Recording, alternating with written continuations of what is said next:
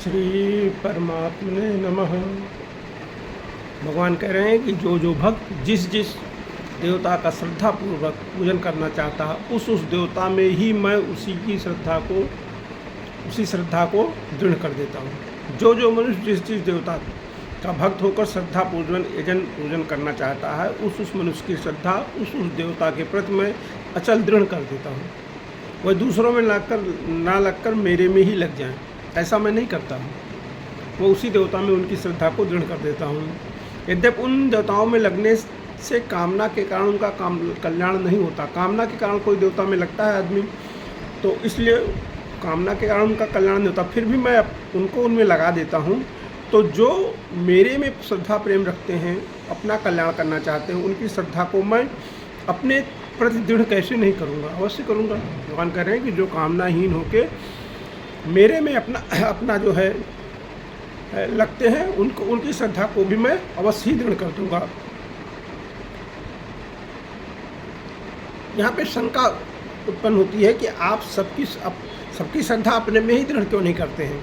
इस पर भगवान मानो ये कहते हैं कि अगर मैं सबकी श्रद्धा को अपने में ही दृढ़ कर दूं तो मनुष्य की स्वतंत्रता सार्थकता कहाँ रही। स्वतंत्रता नहीं रही मनुष्य की, ना उसकी कामना करने की स्वतंत्रता भगवान ने दे रखी है, और उसमें भी स्वतंत्रता है कि आप कामना होकर केवल भगवान की ही कामना करें।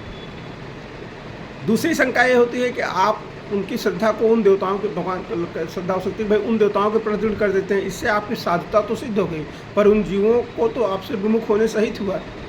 इसका समाधान ये है कि अगर मैं उनकी श्रद्धा को दूसरों से हटाकर अपने में लगाने का भाव रखूँगा तो उनकी मेरे में अश्रद्धा हो जाएगी। अगर वहाँ से हटाकर मैं अपने में लगाने की कोशिश भाव रखूँगा तो मेरे में अश्रद्धा हो जाएगी।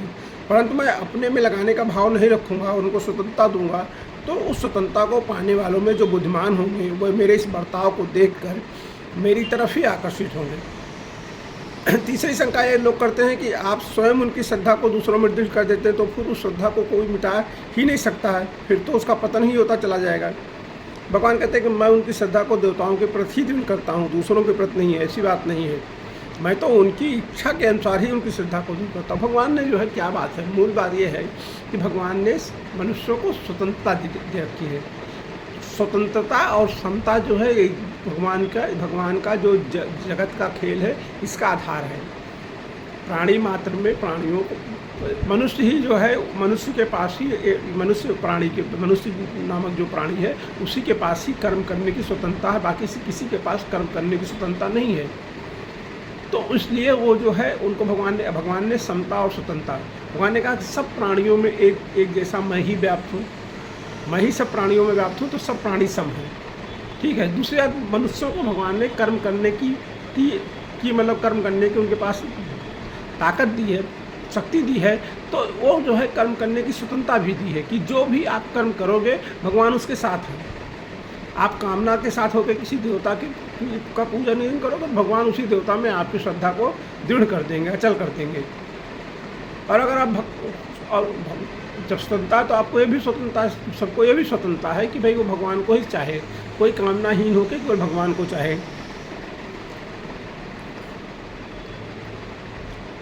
भगवान जो है देखिए क्या है, लोग चाहते हैं कि लोग सब मेरी तरफ लगे। हर आदमी चाहता है ना कि सारे लोग मेरी तरफ आएँ, लेकिन अपने में श्रद्धा करना चाहते हैं, अपना पूजन करवाना चाहते हैं, अपना आदर मान करवाना चाहते हैं, परंतु भगवान सर्वोपरि होते हुए किसी को अधीन नहीं बनाते हैं, परंतु जो जहाँ श्रद्धा रखता है उस श्रद्धा को वहीं दृढ़ कर देते हैं।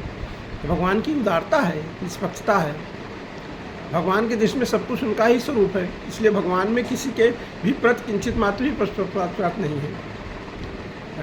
तुलसीदास जी ने लिखा ना, उमा राम स्वभाव जो है जाना, ताहि भजन तज भाव नाना। जो भगवान का स्वभाव जानता है वो उनके सिवा दूसरे को किसी भजता ही नहीं है। अब आगे भगवान कह रहे हैं कि उस श्रद्धा से युक्त होकर वो मनुष्य उस देवता की सकाम भाव से उपासना करता है और उसकी वो कामना पूरी भी होती है। अगर किसी देवता की आप सकाम भावना से उपासना करता है कोई आदमी और श्रद्धा से युक्त होकर, तो कामना उसकी पूरी हो जाती है, परंतु वो कामना पूर्ति जो है मेरे द्वारा ही विहित की हुई होती है। भगवान करें कि कामना का जो मतलब पूर्ति का जो है उसको मैं ही विहित करता हूँ, देवता के माध्यम से विहित नहीं होती। देवता तो खाली माध्यम है, विहित मैं करता हूँ। मेरे द्वारा दृढ़ की हुई श्रद्धा से संपन्न हुआ वो मनुष्य उस देवता की आराधना की चेष्टा करता है और उस देवता से जिस कामना की पूर्ति की आशा रखता है उस कामना की पूर्ति होती है। यद्यपि वास्तव में उस कामना की पूर्ति मेरे द्वारा ही की जाती है, भगवान द्वारा ही की जाती है, परंतु वह उस देवता से मनुष्य जो है उसको उस देवता से पूरी हुई मानता है। वास्तव में देवताओं में मेरी ही शक्ति है और वह मेरे ही विधान से वह उसकी कामना की पूर्ति करते हैं। मतलब जो भगवान जो देवताओं की पूजा से कामना पूर्ति होती है वो भी भगवान द्वारा ही विहित की गई है, भगवान द्वारा ही दी गई है। भगवान ने सब देवताओं को सीमित अलग अलग अधिकार दिए हैं, परंतु भगवान का अधिकार असीम है। भगवान में विशेषता है कि वो किसी पर शासन नहीं करते, किसी को अपना गुलाम नहीं बनाते, किसी को अपना चेला नहीं बनाते, हर किसी को अपना मित्र बनाते हैं, अपने समान मानते हैं। जैसे निषाद राज सिद्ध भक्ता भीषण साधक थे और शीघ्र भी सही था, पर भगवान जो है श्री राम ने तीनों को ही अपना सखा बनाया।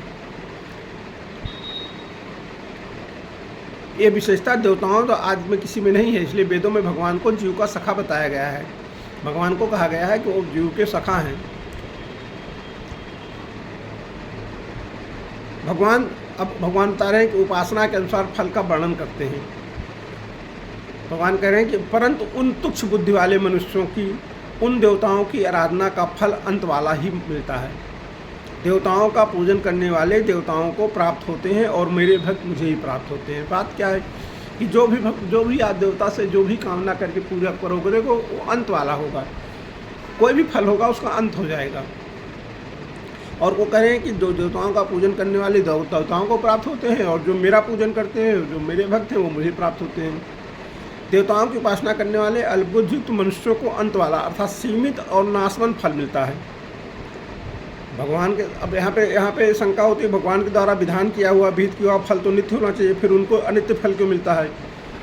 स्वामी जी कह रहे हैं इसका समाधान ये है कि एक तो उसमें नाशवान पदार्थों की कामना है, उसने मांगा ही नाशवान पदार्थ है, और दूसरी बात कि वह देवताओं को भगवान से अलग मानते हैं, इसलिए उनको नाशवान फल मिलता है। देवताओं को भगवान से अलग मानते हैं, इसलिए उनको नाशवान फल मिलता है। ज़्यादा शंका नहीं करनी चाहिए। भगवान कह रहे हैं कि देवताओं का जो फल है वो अंत वाला है, उसका अंत हो जाएगा। कोई लड़का मांगेगा, कोई बुद्धि मांगेगा, कोई जो है पैसा मांगेगा, कोई रुपया मांगेगा, कोई घर मांगेगा, कोई धन मांगेगा, कोई मान बड़ाई मांगेगा, और क्या मांगेगा? और देवता क्या दे सकते हैं? और देवता लोग कुछ नहीं दे सकते। तो वो जब भगवान द्वारा पावर किया, भगवान ने उस देवता को पावर दी है देने के लिए, तो भगवान द्वारा ही विहित है। तो लेकिन वो अंत वाला कामना वाला मांग रहा है, तो कामना वाला ही मिलेगा, मतलब अंत वाला मान मिलेगा। परंतु उनको दो उपायों से अविनाशी फल मिल सकता है। देवता की पूजा करने से दो उपायों से अविनाशी फल मिल सकता है। एक तो वह कामना न रखकर देवताओं की उपासना करे, कोई कामना नहीं, निष्काम भाव से भगवान की किसी भी देवता की उपासना निष्काम भाव से कर रहे हैं तो भगवान को प्राप्त होगा। और दूसरा, वो देवताओं को भगवान से भिन्न ना समझे, भगवान ही को समझ के भगवान का ही स्वरूप मान के अगर वो करते हैं तो उनको अविनाशी फल अर्थात भगवत प्राप्ति हो सकती है। देवताओं की पूजा से भी जो भगवत प्राप्ति हो सकती है। कामना होने से वो नाशवान हो जाता है, इसलिए कामना करना नहीं चाहिए। बगैर कामना के आप निष्काम भाव से उपासना करेंगे तो वो भगवत प्राप्ति का मार्ग खोल देगा।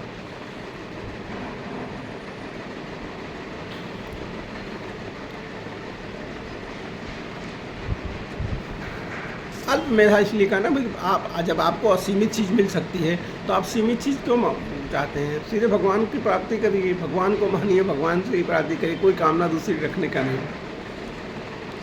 देवताओं की उपासना करने वाले तो अधिक से अधिक देवताओं के पूर्ववर्ती लोकों में ही जा सकते हैं, पर भगवान की उपासना करने वाले भगवान को प्राप्त होते हैं। हाँ, अगर साधक की देवताओं में भगवत बुद्धि हो जाए अथवा अपने में निष्काम भाव हो जाए तो उसका उद्धार हो जाएगा, अर्थात तो भगवान को प्राप्त हो जाएगा। परंतु देवताओं में भगवत बुद्धि ना हो और वो अपने में निष्काम भाव भी ना हो तो फिर उद्धार नहीं होगा। तो मतलब देवताओं की उपासना करने से अंत वाला फल मिलता है। भगवान कह रहे हैं दो तरीके उससे बचने का, एक तो देवता की निष्काम भाव से उपासना किया जाए, और या फिर जो है देवताओं को भगवान का स्वरूप ही मान के उनकी उपासना किया जाए।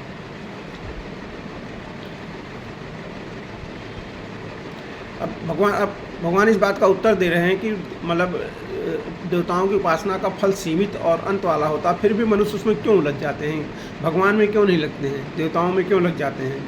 भगवान कह रहे हैं कि बुद्धिहीन मनुष्य मेरे परम अविनाशी सर्वश्रेष्ठ भाव को न जानते हुए अव्यक्त मन इंद्रियों से परे मुझ सच्चिदानंद परमात्मा को मनुष्य की तरह शरीर धारण करने वाला मानते हैं।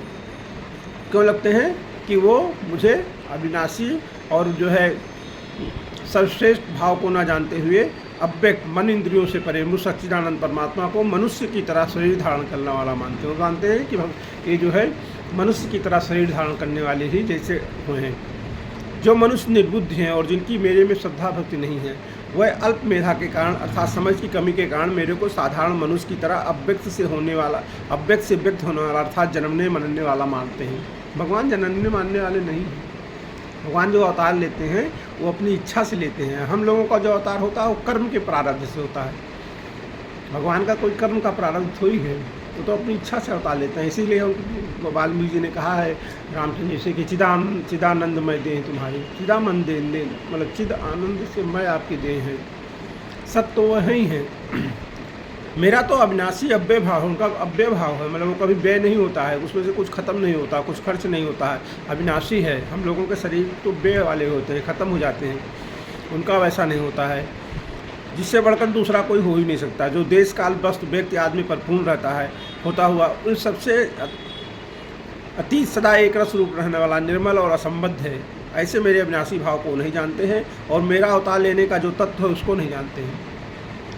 इसलिए वह मेरे को साधारण मनुष्य मानकर मेरी उपासना नहीं करते हैं, प्रत्युत देवताओं की उपासना करते हैं।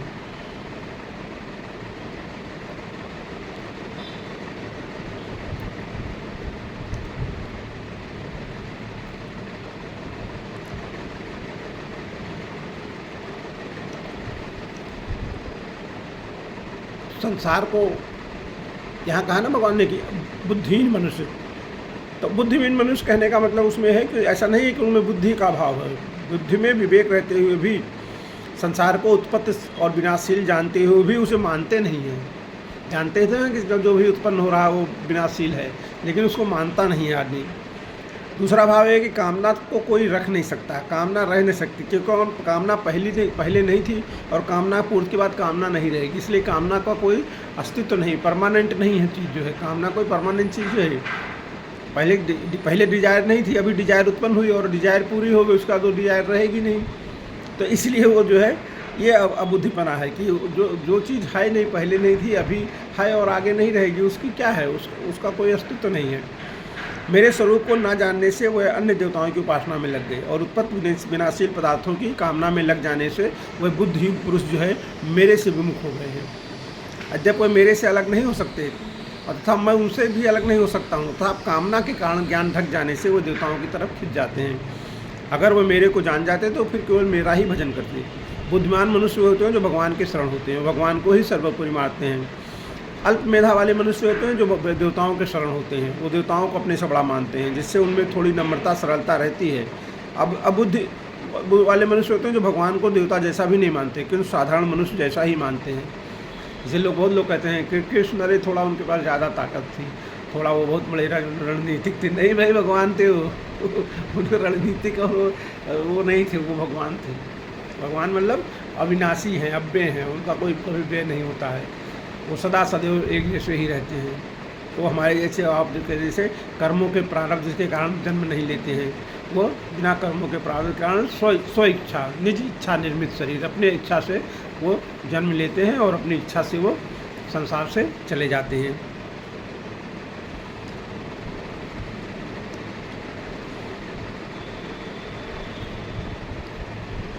भगवान जो है व्यक्ति भी है, अव्यक्त भी है, लौकिक भी हैं, अलौकिक भी हैं। वासुदेवा सर्वम सद सच्चाहम अर्जुन। परंतु बुद्धिहीन मनुष्य भगवान को उन प्राणियों की तरह अव्यक्त से व्यक्त होने वाला और लौकिक मानते हैं, जिनके लिए भगवान ने कहा है कि हे अर्जुन, सभी प्राणी जन्म से पहले अप्रकट थे और मरने के बाद भी अप्रकट हो जाएंगे, केवल बीच में ही प्रकट दिखते हैं, अतः इसमें शोक करने की कोई बात नहीं है। भगवान मनुष्य की तरह व्यक्त से अव्यक्त नहीं होते, परंतु अव्यक्त रहते हुए ही व्यक्त होते हैं और व्यक्त होते हुए भी अव्यक्त रहते हैं। यही विलक्षणता है भगवान की। भगवान देवताओं की उपासना करने वालों को श्रद्धा भी देते हैं और उनकी उपासना का फल भी देते हुए भगवान का परम अर्थात पक्षपात भाव रहित है, पक्षपात रहित भाव है। देवता सापेक्ष अविनाशी हैं, परंतु सर्वथा अविनाशी नहीं है, परंतु भगवान जो है निरपेक्ष अविनाशी हैं। उनके समान अविनाशी कोई दूसरा नहीं है और हो भी नहीं सकता। भगवान प्राणी मात्र का सुख चाहते हैं, ये भगवान का सबसे भाव है। इससे श्रेष्ठ दूसरा कोई भाव हो ही नहीं सकता है।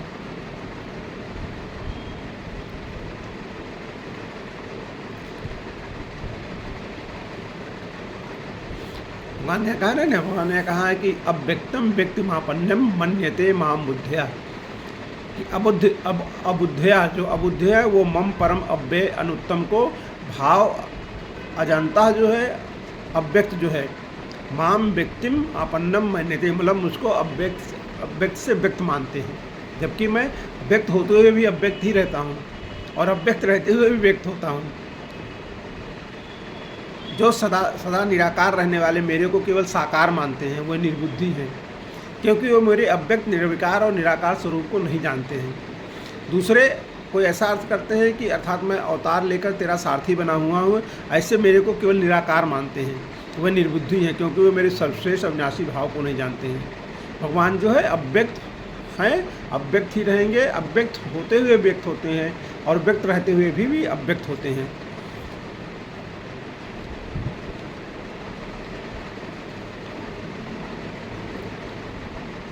पृथ्वी जल तेज आदि जो महाभूत हैं, जो कि विनाशी और विकारी हो, वो भी दो तरह के होते हैं, स्थूल और सूक्ष्म। जैसे स्थूल रूप से पृथ्वी साकार है और परमाणु रूप से निराकार है। जल, बर्फ, बूंदे, बादल और भाप रूप से साकार है और परमाणु रूप से निराकार है। तेज जो है काठ और दिया सलाई में रहता हुआ निराकार है और प्रज्वलित होने से साकार है। इस तरह से भौतिक सृष्टि के भी दोनों रूप होते हैं और दोनों होते हुए भी वो वास्तव में वो दो नहीं होती है। साकार होने पर निराकार में कोई बाधा नहीं लगती है और निराकार होने पर साकार में कोई बाधा नहीं लगती है। फिर परमात्मा के साकार और निराकार दोनों होने में क्या बाधा? वो भगवान साकार भी है, निराकार भी है, अर्थात कोई बाधा नहीं है। वो साकार भी हैं और निराकार भी हैं, सगुण भी हैं और निर्गुण भी हैं। गीता साकार, निराकार, सगुण, निर्गुण दोनों को मानती है। इसीलिए भगवान को अव्यक्त मूर्ति कहा गया है। भगवान ने कहा कि मैं अज होता हुआ भी प्रकट होता हूँ, मतलब मैं उत्पन्न नहीं होने वाला हूँ फिर भी मैं प्रकट होता हूँ। अविनाशी होता हुआ भी अंतर्ध्यान हो जाता हूँ और सबका ईश्वर होता हुआ भी आज्ञा पालक बन जाता हूँ। अतः निराकार होते हुए भी साकार होने में और साकार होते हुए भी निराकार होने में भगवान में किंचित मात्र भी अंतर नहीं है। ऐसे भगवान के स्वरूप को न जानने के कारण लोग उनके विषय में तरह तरह की कल्पनाएं किया करते हैं। भगवान यहाँ यही कह रहे हैं कि लोग मेरे में इसलिए लग जाते हैं कि मैं जो है मेरे वो निराकार और साकार दोनों के एक साथ होने के स्वरूप को नहीं जानते हैं और हमको वो साकार स्वरूप को ही भजने लगते हैं। ये जो मूढ़ मनुष्य समुदाय मुझे आज अविनाशी ठीक तरह से नहीं जानता मानता, उन सबके सामने योग माया से अच्छी तरह ढका हुआ मैं प्रकट नहीं होता हूँ। भगवान कह रहे हैं कि ये जो समुदाय है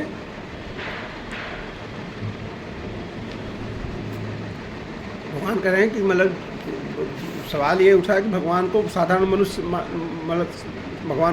मनुष्य मानने में क्या कारण है। भगवान कह रहे हैं कि मैं इन जो मूल मनुष्य समुदाय है इनके सामने मैं योग माया से ढका हुआ अच्छी तरह ढका हुआ योग माया के कारण योग माया से अच्छी तरह ढका हुआ मैं प्रकट नहीं होता हूँ। मैं अज और अविनाशी हूँ, अर्थात जन्म मरण से रहित हूँ। ऐसा होने पर भी मैं प्रकट और अंतर्ध्यान होने की लीला करता हूँ। अर्थात जब मैं अवतार लेता हूँ तब अज रहता हुआ भी अवतार लेता हूँ, अजन्मा रहता हुआ भी अवतार लेता हूँ और अव्ययात्मा रहता हुआ भी अंतर्ध्यान हो जाता हूँ। जैसे सूर्य भगवान उदय होते हैं तो हमारे सामने आ जाते हैं और अस्त होते ही हमारे नेत्रों से ओझल हो जाते हैं, छिप जाते हैं। ऐसे ही मैं केवल प्रकट और अंतर्ध्यान होने की लीला करता हूँ। जो मेरे को इस प्रकार जन्म मरण से रहित मानते हैं वे तो असम्पूर्ण हैं, वो जो है सही से जानते हैं कि ये जन्म मरण से रहित हैं। और जो मेरे को जन्म साधारण प्राणियों के जगह जन्मने मरने वाला मानते हैं वो मूढ़ हैं। भगवान को अज अविनाशी ना मानने में कारण है कि इस मनुष्य का भगवान के साथ जो स्वतः अपनापन है उसको भूलकर इसने शरीर को अपना मान लिया है। ये शरीर ही मैं हूँ और ये शरीर मेरा है, इसलिए उसके सामने पर्दा आ गया है, जिससे वो भगवान को भी अपने ही समान जन्मने और मरने वाला मानता है। मूढ़ मनुष्य मेरे को अज और अविनाशी नहीं जानते हैं। उनके ना जानने में दो कारण है, एक तो मेरा योग माया से छिपा रहना और दूसरे उनकी मूर्खता। जैसे किसी शहर में किसी का एक घर है और वो अपने घर में बंद है तथा शहर के सब घर शहर की चार दीवारी में बंद हैं। अगर वो मनुष्य बाहर निकलना चाहे तो अपने घर से निकल सकता है, पर शहर की चारदीवारी से निकलना उसके हाथ की बात नहीं है। हाँ, यदि उस शहर का राजा चाहे तो उस चारदीवारी का दरवाज़ा भी खोल सकता है और उसके घर का दरवाज़ा भी खोल सकता है। अगर वो मनुष्य अपने घर का दरवाज़ा नहीं खोल सकता है तो राजा उस दरवाजे को तोड़ भी सकता है। ऐसे ही ये प्राणी अपनी मूर्खता को दूर करके अपने नित्य स्वरूप को जान सकता है। परंतु भगवान सर्वथा भगवान तत्व का बोध तो भगवान की कृपा से ही हो सकता है। भगवान जिसको चाहें वही उनको जान सकता है। सोई जाने जो देव जनाई। अगर मनुष्य सर्वथा भगवान के शरण हो जाए तो भगवान उसके अज्ञान को भी दूर कर देते हैं और अपनी माया को भी दूर कर देते हैं। भगवान कह रहे हैं कि उन सबके सामने अर्थात उस मूल समुदाय के सामने मैं भगवत रूप से प्रकट नहीं होता हूँ, कारण कि वो मेरे को अज अविनाशी भगवत रूप से जानना अथवा मानना ही नहीं चाहते, परंतु वो मेरे को साधारण मनुष्य मानकर मेरी अवहेलना करते हैं। अतः उनके सामने मैं अपने भगवत स्वरूप से कैसे प्रकट हूँ। तात्पर्य है कि वो मेरे अज और अविनाशी स्वरूप को नहीं मानते हैं, प्रत्युत मेरे को जन्मने मरने वाला मानते हैं। उनके सामने मैं अपनी योग माया में छिपा रहता हूँ और सामान्य मनुष्य जैसा ही रहता हूँ, परंतु जो मेरे को अज अविनाशी संपूर्ण प्राणियों का ईश्वर मानते हैं, मेरे में श्रद्धा रखते हैं, उनके भावों के अनुसार मैं उनके सामने प्रकट रहता हूँ। जहाँ भगवान ने कहा है कि जो मेरे को अज अविनाशी नहीं जानते वो मूढ़ है, वहीं भगवान ये भी कहते हैं कि देवता और महर्षि मेरे प्रभाव को नहीं जानते हैं। भगवान को अज अविनाशी नहीं जानना और उनके प्रभाव को नहीं जानना, दोनों दो बातें एक जैसी हो गई। ना जानने वाले को मूढ़ कहा गया है और वहाँ उनको मूढ़ नहीं बताया गया। ऐसा क्यों?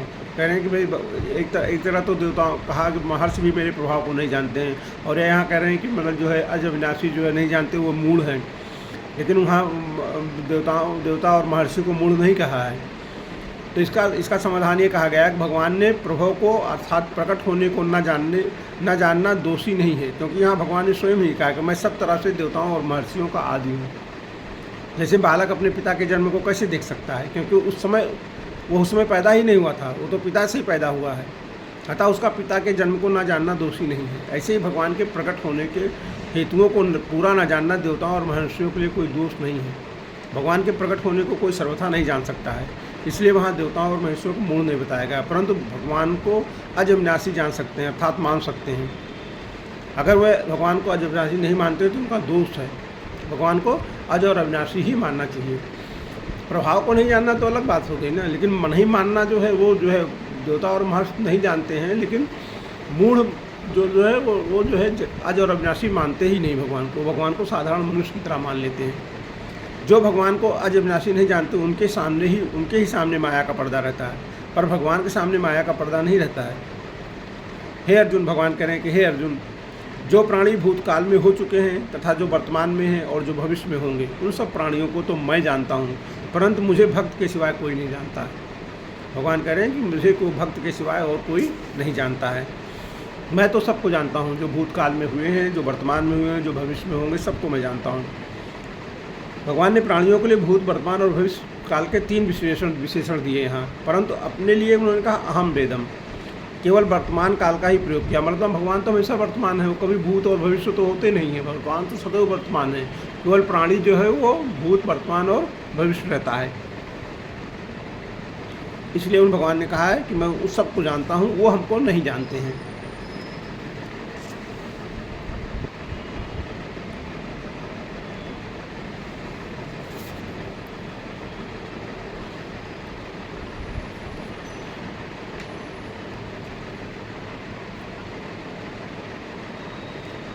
भगवान जाने भगवान को नहीं जानने का कारण क्या है। भगवान को नहीं जानते हैं वो भगवान ने कहा ना मुझे कोई भी नहीं जानता है, तो भगवान को न जानने में मुख्य कारण क्या है।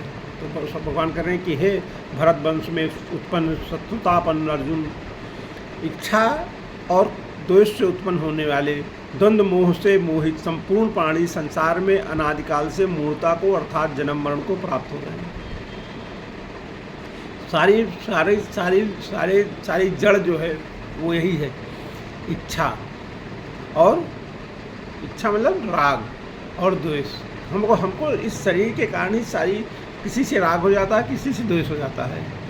जो इस शरीर का अपना है उससे राग हो गया, और जो इस शरीर का नहीं है उससे द्वेष हो गया, और इसी से हमारे अंदर द्वंद्व हो जाता है।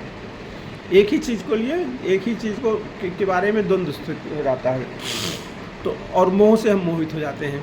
तो इसलिए संपूर्ण शादियों में कह रहे हैं कि इसी मूर्ता के कारण करें भगवान, इसी मूर्ता के कारण लोग जो है वो लगातार जो है वो जन्म और मृत्यु को प्राप्त कर रहे हैं। अब ये द्वंद्व से रहित होने वालों की बात भगवान आगे बताएं कि कैसे इस द्वंद्व से रहित हुआ जाए।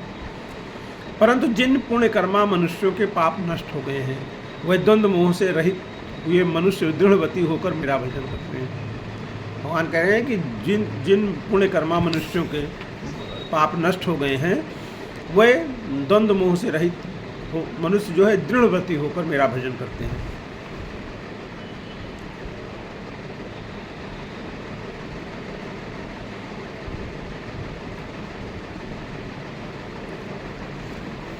भगवान आगे कह रहे हैं, भगवान ने साधकों के लिए 3 बातें बताई थी शुरू में। पहला कहा था कि मेरे में प्रेम करके, दूसरा क्या कहा था मेरा आश्रय लेकर, और तीसरी बात क्या कही थी कि योग का अनुष्ठान करता है, वो मेरे समग्र रूप को जान जाता है। जो मेरे में प्रेम करके या मेरा आश्रय लेकर योग का अनुष्ठान करता है, वो मेरे को जान जाता है समग्र रूप से।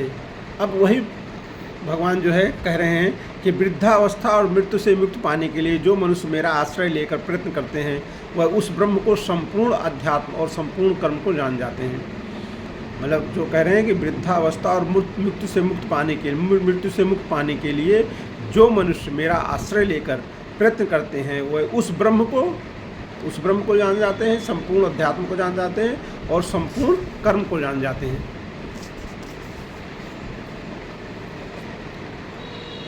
आगे भगवान कह रहे हैं कि जो मनुष्य अधिभूत तथा अधिदेव के सहित और अधियज्ञ के सहित मुझे जानते हैं, वह मुझमें लगे हुए चित्त वाले मनुष्य अंत काल में मुझे ही जानते हैं अर्थात प्राप्त होते हैं। कह रहे हैं कि जो मनुष्य अधिभूत तथा अधिदेव के सहित और अधियज्ञ के सहित मुझे जानते हैं, वह मुझमें लगे हुए चित्त वाले मनुष्य। भगवान के मूल बात क्या है, हम लोग क्या है कम समझ वाले लोग हैं, तो हम लोगों को ज़्यादा उसमें शंका आशंका में नहीं फंसना चाहिए। मेन बात क्या है, मूल बात क्या भगवान कह रहे हैं कि जिनका चित्त मुझमें लगा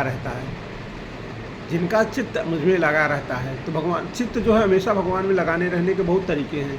आप जो भी काम कर रहे हैं उसमें भगवान में चित्त लगा रहे हैं, भगवान में चित्त लगाए रहना चाहिए। भगवान है और भगवान देख रहे हैं, भगवान मैं कर रहा हूँ, भगवान देख रहे हैं।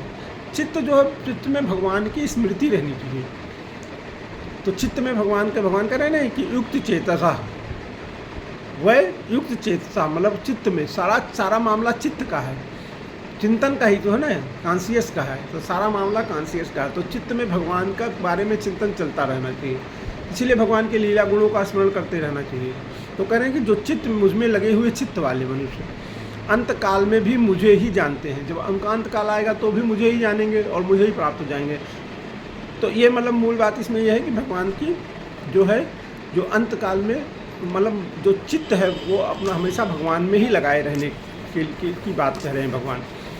बाकी इसकी तो इतनी मतलब जो है साधारण मतलब जो है व्याख्या वगैरह चलती रहती है कि मतलब जो है उसका कुछ अपनी ज़्यादा मतलब और हम लोगों के काम की बात नहीं होती है, क्योंकि उसको बहुत समझना नहीं समझना उससे कुछ ज़्यादा फर्क नहीं पड़ता।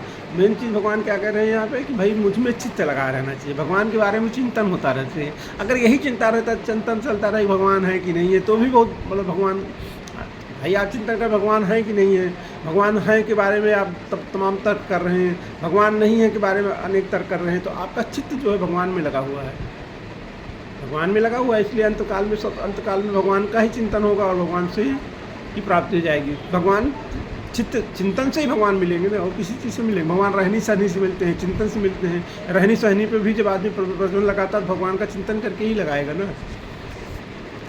तो इसलिए ये मतलब जो है मूल बात है। आगे अभी तो हम इसको ऐसे ही कर रहे हैं, आगे हम लोग इसको जो है विभाग करके करेंगे इसकी चर्चा जो है, क्योंकि ये चर्चा में लगना भी तो एक तरह से भगवान में चित्त लगाना है ना। भगवान की चर्चा में लगना भगवान में चित्त लगाना हो गया, तो भगवान में इसी माध्यम से हम चित्त लगाएंगे भगवान में अपना, तो भाई भगवान में अब आगे 7वां अध्याय खत्म हो गया, कल 8वां अध्याय अपने शुरू करेंगे, फिर उसके बारे में चर्चा करेंगे।